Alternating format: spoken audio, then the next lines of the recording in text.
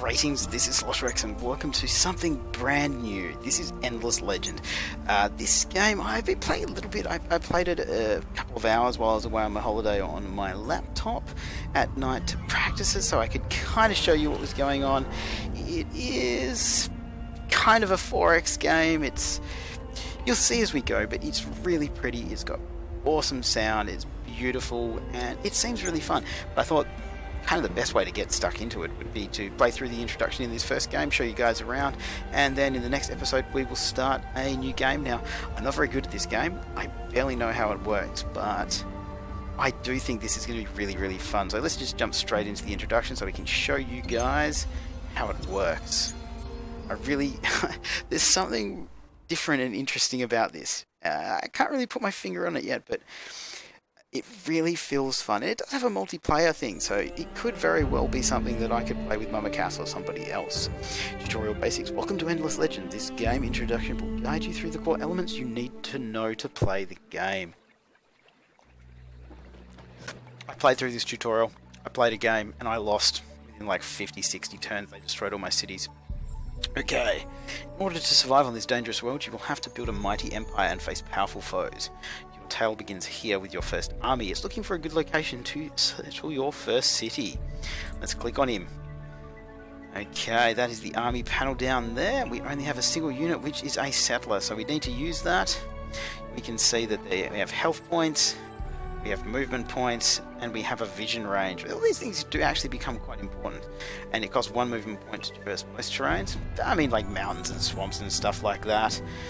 Each region has a fixed frontier and can only contain one single city, which also exploits the region terrain resources. And this is one of the most interesting things I found about this game. It's not like Civilization where you can build cities wherever you want.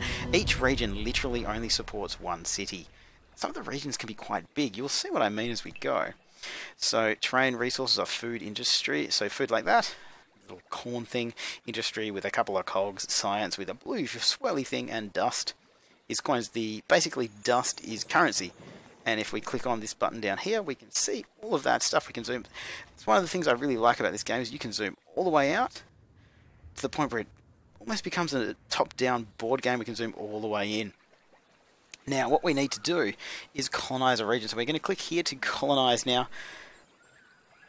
I'm thinking that basically right here, because you can actually expand these things, is going to give us the most food per turn. So we're literally just going to build it where we are.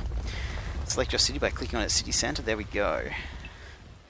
So basically up here we have what the city is producing per worker. Workers are actually something you can move around, which is pretty cool. It's a pretty cool mechanic that they have there.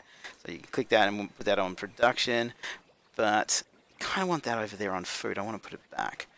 This is the population growth. You can see how many turns it's going to take to actually grow to being a 2 population city. This is how much it's producing. You know, all the information is right there for you. I'm kind of rushing through this first bit of the tutorial so you guys can get a bit of an idea. Now, I'm a little bit annoyed because we can't read what it is because this thing's in front of it. We'll click on it anyway. Just heard someone scream outside my house. That was a bit strange.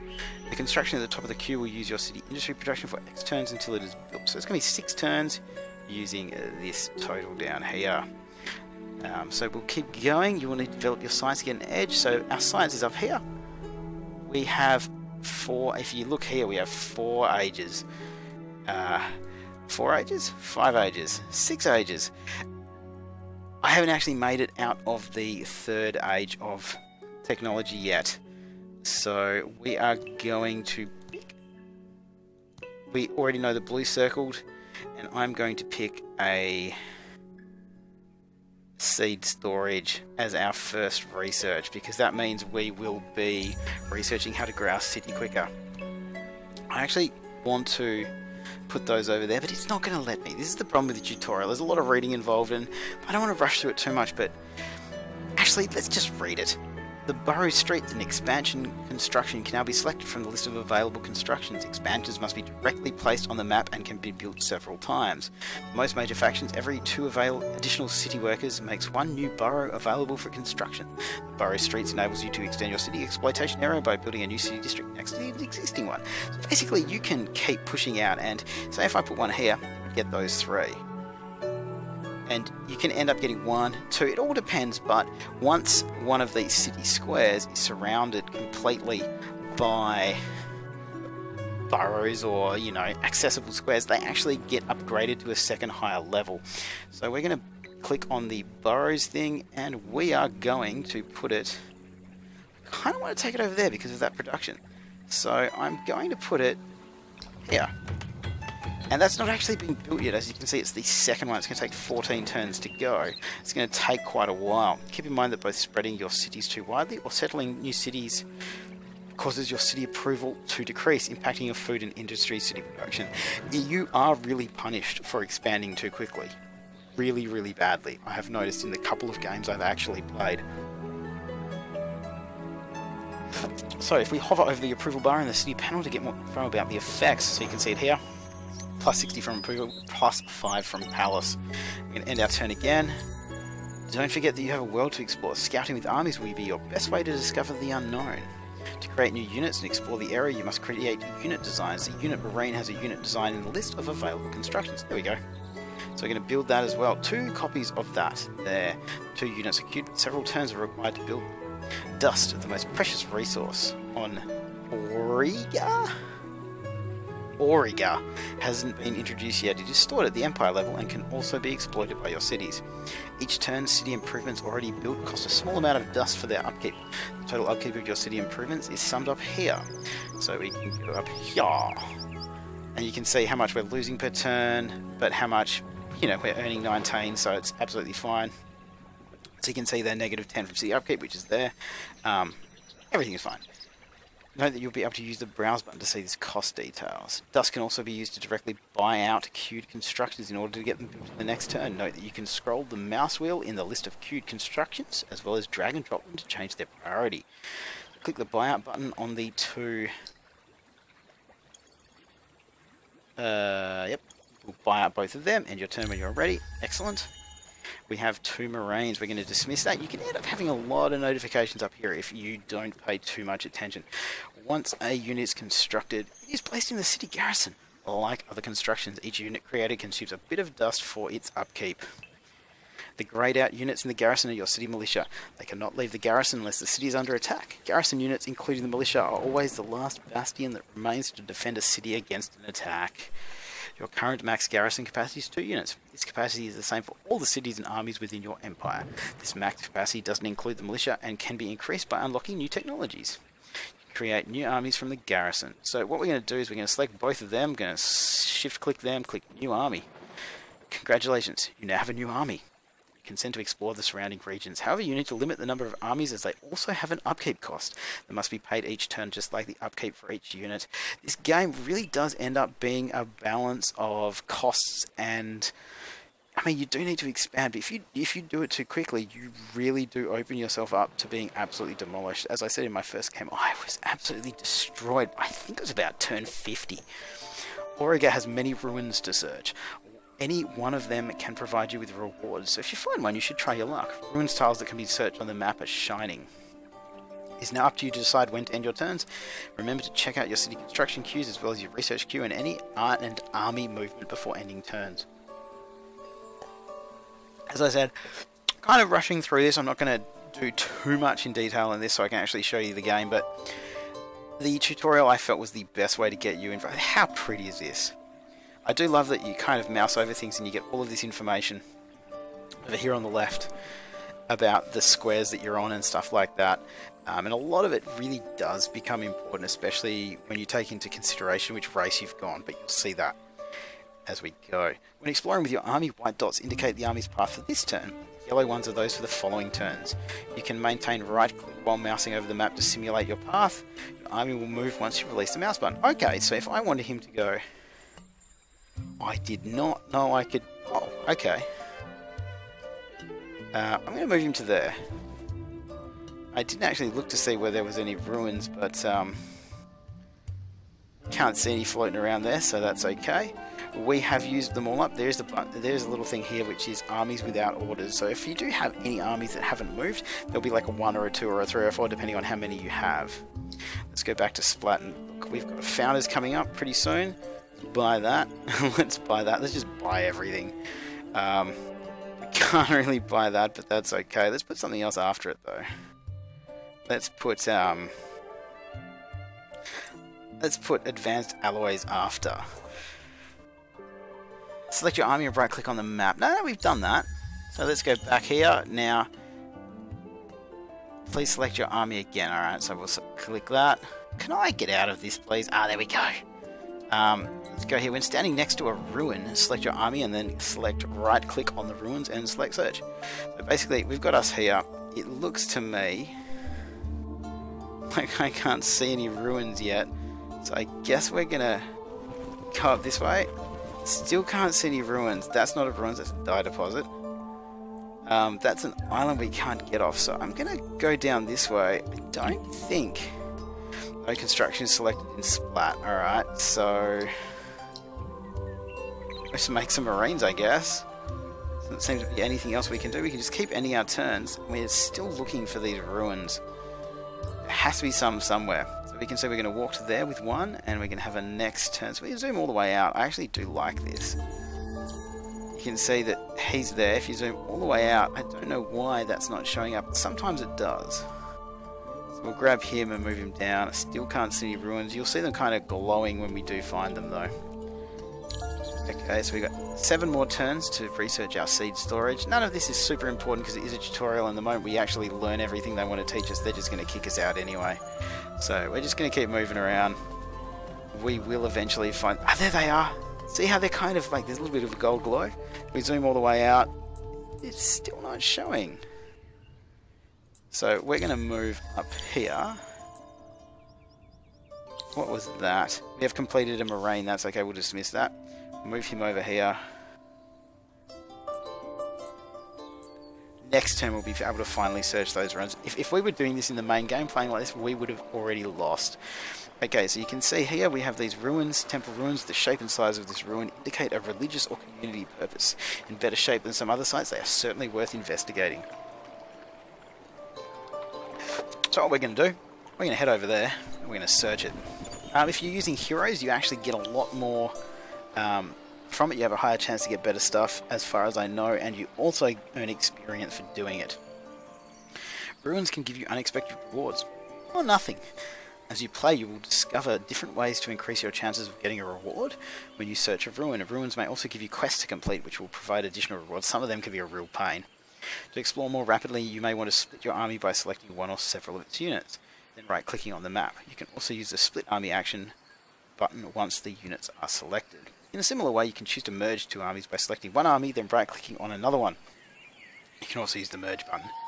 I found it a lot easier to just walk them onto each other. As movements, note that splitting and merging cost movement points to the splitting, merging units. Okay, these guys can actually move. There is a dude over there, so we're actually going to walk over this way. You will find out why in the next turn. It is time for you to make contact with the native miner faction living in your region. Use the parley army action on one of the villages. The village will give you a pacification quest. By completing it, all the villagers in the region will instantly be pacified and will no longer create hostile armies. So we're going to go over here, and we've encountered a new minor faction, the Sisters of Mercy. They are a small but respected nation living simply though well in their solidly constructed towns. A recent offshoot of other humanoid peoples, they are content to dedicate their efforts to giving mercy where and how they deem it is most needed. So this is the location here. We are going to parley with them, and we have just received a pacification quest from the Sisters of Mercy living in the region. It's been added to the quest screen that contains a journal of all your quests. So this is the quest screen up here. You can hover over the cursor. Yeah, okay. I'm glad we can hover that. You can also use the pin button to track a quest. That's fine. So we're going to read this one. The tribe leader needs your help. A hostile monster has been raiding and threatening their villages, and they lack the military power to stop them. If you wipe out that threat, the tribe will view you as a saviour. So basically, this is going to teach us how to do combat. So we're going to dismiss this notification. As I said, these things do build up. So if we help these hapless neighbours against the depredations of the monster, their enemies lair in temple ruins. Find the monster, search the ruins with an army of at least 2 units. Okay, so that's cool. We're going to go back to our world screen. And our quest marker is here, so we can see that. That's fine. What we're going to do, though, is we're going to buy that. And we're going to build some more burrows, actually, just because we can, because we wanted to get over to this one. So what we're going to do, I think the best way to do it is this way. We're going to end this turn, actually. You dismiss that. You don't necessarily have to do all this to finish the tutorial, but I thought... Oh! Okay, so we'll move them down, but he's going to go over there anyway. Apparently 2 armies is enough. I guess without a hero you can't have any more of that. So we're going to complete the quest. We are going... Ooh, what's this? A new empire plan will be unlocked in 6 turns. I'll explain more about that when we actually get to it. But I do really love this game. It's so pretty and the music is so cool. And combat's interesting, alright? I'm still not sure if I rate the combat. You don't have as much control as I'd really like. We're going to search it. You found it if we survive this battle. But more important, well, the quest is to survive the battle, if possible. More importantly, make sure the monster is killed. That's okay, so we'll dismiss that. Now, this dude is here. We're going to attack him. You can do a few different types of strategies and stuff. You'll kind of see what I mean. You can do auto.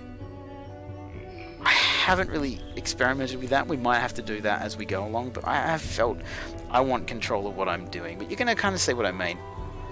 You're about to launch into battle against an army. Here's your encounter panel. The battles take place directly on the terrain of the adventure map.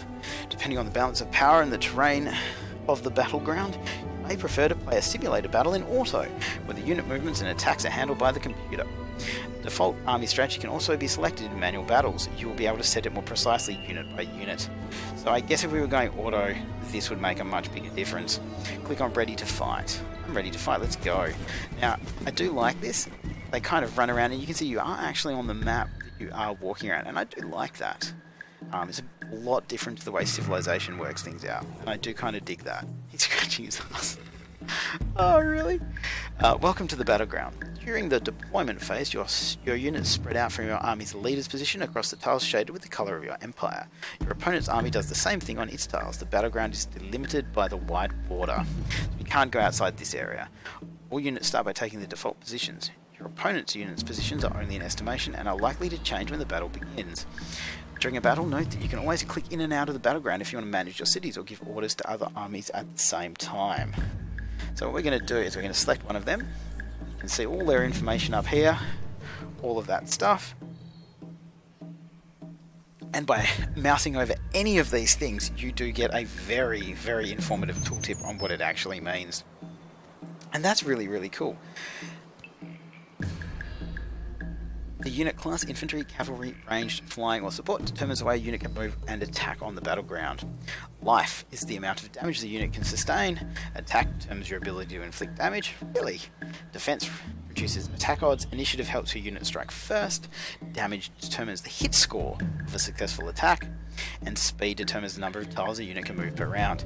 Attributes can also be impacted by other factors, such as relative position, altitude and terrain. It does actually come really into play as you go. So capacities are special abilities automatically used by units when attacking or being attacked. The range capacity, for example, gives the maximum distance from where a unit can attack. You can mouse over the capacities to get more details. So basically all the tooltips are there. For example, Marines cannot be sold. I don't really want to move them, but I'm going to move that guy there anyway because it's saying that we have to. I think these guys have a pretty small range, so I'm actually going to put these guys there. I'm going to hide them behind this wall, so this big slow dude has to come over and hit them. So I'm going to say that we are ready. You have entered the first targeting phase of your battle. You can now decide how your units will perform their actions for the first round. Each unit will move and attack each round. The initiative bar shows the order in which units will play, so both of us are going to attack before him. We have 68 hit points, he has 100. It shows the order in which units will play during the resolution phase, depending on their initiative. Note that if a unit is attacked, it will automatically counterattack using its action prematurely for that round. Okay, so we're going to pick that one. For each unit, you can choose between one of 3 strategies for its default targeting behavior. Aggressive and cautious, which is this one, will will set more or less aggressive targeting, while hold position will hold your order unit to stay where it is and attack only when it's within range. So that's cool. In addition, you can also manually select a destination or target unit. Your unit will then try to focus on it during the resolution phase. Note you can even select a position, right click, and then select a target unit. Control right click in order to have more control. I did not know that. I'm glad that we have done this introduction again. So if I click on this dude and I go, if I tell him to go there, oh, it's not actually going to let me do that. It's okay. That's right click. That's fine. Let's just go. It's okay. So battles last 6 rounds maximum. Each round a new targeting phase begins, so you can tweak or adapt your strategy. I can move that out of the way. I didn't know that. Okay, now finish your enemy. The outcome of this battle is up to you. So we've hit him for almost all of his hit points, and he hasn't really got to us yet because we're hiding behind these walls. We're just going to shoot him again, and it's going to be over. This is not a hard battle. It's just something that happens. So you can't really expect it to be too bad. It is the tutorial. Alright, congratulations, you won your first battle. The troubadours prepare their songs. Whatever the result, surviving units always earn experience points from enemy units killed. Earned experience points are equally shared between units. Draw situations can also occur when there are survivors on both sides. In that case, another battle can be launched if an army still has remaining action points. Closing the notification, select your city again. So we're going to minimize that. Congratulations, all the villagers in your region are now pacified. Seeing your courage and conviction, the Sisters of Mercy tribe is glad to become an ally. So we got 10 titanium. That's something that we'll kind of use later, but we can search the ruins anyway. Found nothing. Of course we found nothing. So we'll run him down there. I'm going to run him up there just because. We're going to select our city again. You can now see the effect of the pacification. So we can see it up here in this section here. Sisters of Mercy. I'm trying to hold this so I can read it, and you stay there. You can now see the effects of the pacification. 3 village workers have joined your city from the 3 pacified villages in your region. Pacification is also possible village by village if you attack each of them. However, in that case, you would then need to rebuild each village to obtain these additional workers. So these each add 1 to the city population. We can kind of move them around. They should all be on production, but there you go. We'll check out the Empire screen. Yes, that's the one we're after. So you can see we have luxury resources here. You receive some luxury resources, a quest reward. There are 15 different types of luxury resources to discover, each of them granting specific bonuses. Once used, they stay active for the number of turns indicated in their tooltip, so this would have a duration of 10 turns. Each major faction has its own affinity. You can see that up here.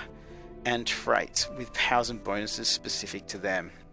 So each race is really different, actually. Here you'll find all of the Empire bonuses currently applied to your Empire.